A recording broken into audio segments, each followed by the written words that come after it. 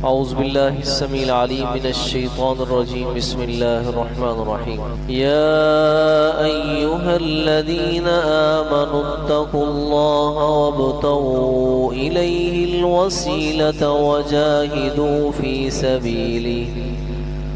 وجاهدوا في سبيله لعلكم تفلحون إن الذين كفروا لو أن لهم ما في الأرض جميعا ومثله معه ليفتدوا به من عذاب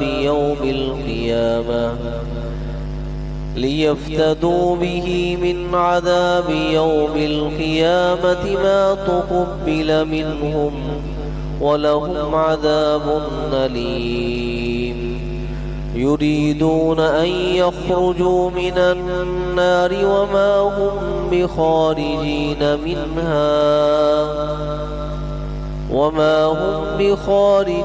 منها ولهم عذاب مقيم یا ایھا الذین آمنوا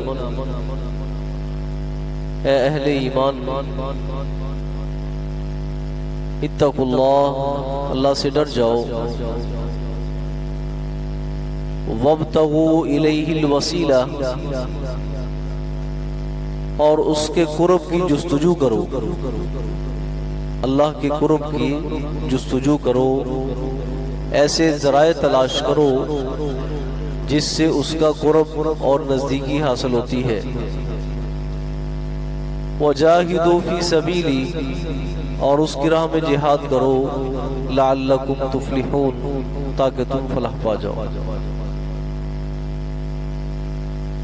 اس آیت میں اللہ رب العزت نے 3 چیزوں کا ذکر فرمایا ہے۔ ایک تو فرمایا کہ اہل ایمان اللہ سے ڈر جاؤ۔ تقوی کا مفہوم یہ ہوتا ہے کہ جہاں پر اس مالک کی اطاعت و فرما برداری کو بجا لایا جائے وہاں پر خاص طور پہ اس کی منع کردہ چیزوں جو اللہ نے حرام قرار دی ہیں ان سے بچنے کو تقوی اور پرہیزگاری کہا جاتا ہے۔ دوسری چیز ہے کہ وابتغوا الیہ الوسیلہ اللہ کی قرب کی راہیں تلاش کرو، اللہ کی قرب کی راہیں تلاش کرو۔ اور قرآن مجید نے وسیلہ ذکر کیا ہے کہ وسیلے کو اپناؤ۔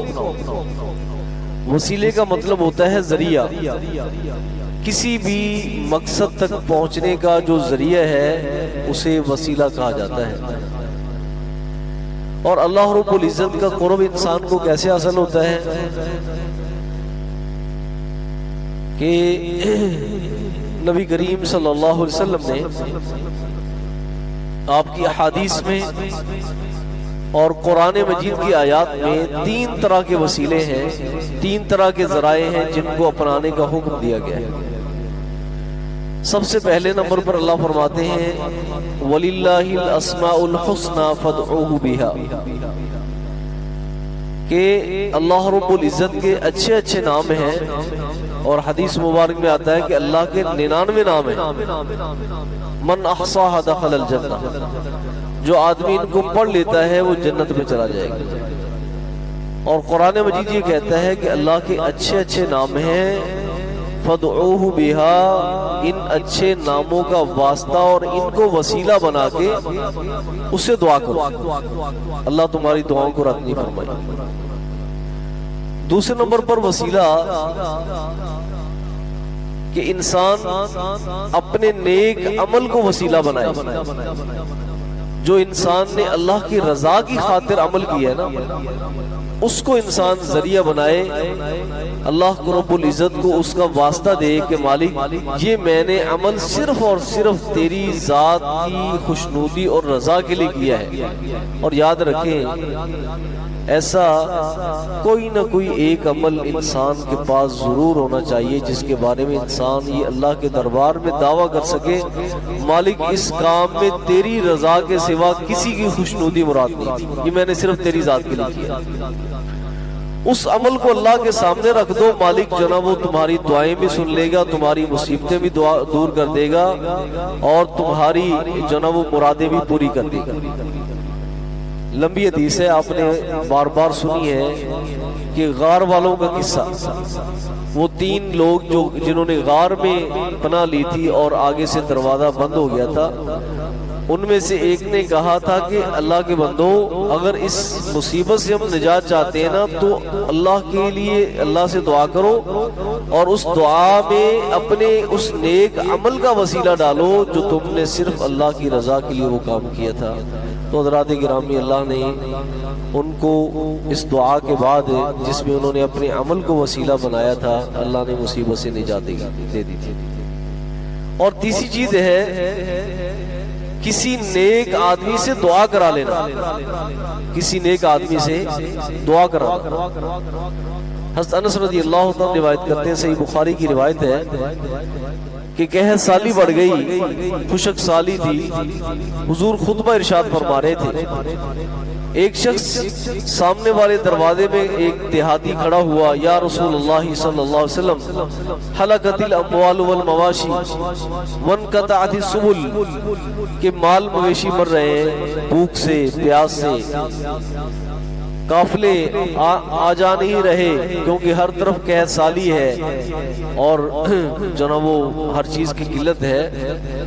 فَدْعُوا اللَّهَ أَن يُسْقِيَنَا، اللہ سے دعا کریں کہ اللہ ہمیں باران رحمت عطا فرما دے۔ حدیث کے الفاظ ہیں کہ نبی کریم صلی اللہ علیہ وسلم نے دعا کے لیے وہیں پہ ہاتھ اٹھا دیا۔ حضرت انس فرماتے ہیں کہ میں نے آسمان کو دیکھا، آسمان اس وقت شیشے کی طرح صاف تھا، آپ کی دعا کے دوران چھوٹی سی بدلی آپ کے پیچھے سے نمودار ہوتی ہے، حتیٰ کہ آسمان کے درمیان میں آ گئی، ٹکڑوں میں بٹ گئی، اور دیکھتے ہی دیکھتے وہ بدلی جو تھی اس نے سیاہ جناب پہاڑوں کی طرح اس نے بادل جناب وہ چھا گئے اور ایک دم اندھیرا ہو گیا، اور میں نے دیکھا کہ بارش کے قطرات نازل ہو رہے تھے اور نبی علیہ السلام کی داڑھی مبارک کے اوپر جناب قطرات پڑ رہے تھے۔ تو کسی نیک آدمی سے دعا کرا، اور یہاں پہ ایک بات ذہن میں رکھیں، اللہ خالق کائنات کی ذات کے سامنے کسی ذات کا وسیلہ ڈالنا یہ شریعت میں کہیں سے بھی ثابت نہیں کہ آپ کیا کریں، اے اللہ فلاں کے واسطے مجھے معاف کر دے، فلاں کے واسطے ایسے کر دے، فلاں کے واسطے ایسے کر دے۔ کسی شخصیت کا وسیلہ یہ شریعت سے ثابت نہیں، شریعت سے ثابت نہیں۔ ہاں ایک وسیلہ جو ہے نا وہ جنت کے اندر اعلیٰ ترین مقام کا نام ہے، جنت کے اندر اعلیٰ ترین مقام کا نام کیا ہے؟ وسیلہ ہے۔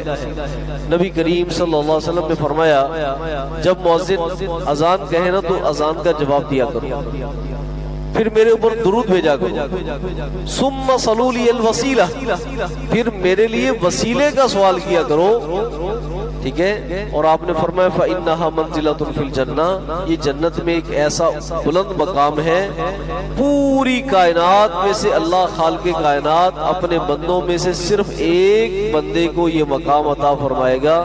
فرمایا فَأَرْجُو أَنْ أَكُونَ أَنَا هُوَ، مجھے یقین ہے کہ مالک یہ مقام مجھے نصیب فرمائیں گے۔ حضور نے کیا فرمایا؟ نبی رحمت صلی اللہ علیہ وسلم نے فرمایا من سأل لی الوسیلۃ احلت له شفاعتی، جس آدمی نے میرے لیے اس وسیلے کا سوال کیا نا اللہ سے، اس کے لیے میری شفاعت حلال ہو جائے گی، قیامت کے روز میں اس کی شفاعت کروں گا۔ تو یہ ہے قرب کی راہیں، یہ کیا ہے؟ اللہ کے قرب کی راہیں ہیں۔ فرمایا اہل ایمان اللہ سے ڈر جاؤ اور اس کے قرب کی راہیں تلاش کرو، وجاہدوا فی سبیلی، اور تیسرے نمبر پر اللہ کی راہ میں جہاد کرو، اس کی راہ میں قتال کرو، اگر ضرورت پڑ جائے تمہاری جان کی اور تمہارے مال کی تو کسی بھی لمحے اس سے پیچھے نہ ہٹو۔ فرمایا لعلکم تفلحون، تاکہ تم فلاح پا جاؤ، کامیاب ہو جاؤ۔ سبحانک اللہم و بحمدک، اشہد ان لا الہ الا انت۔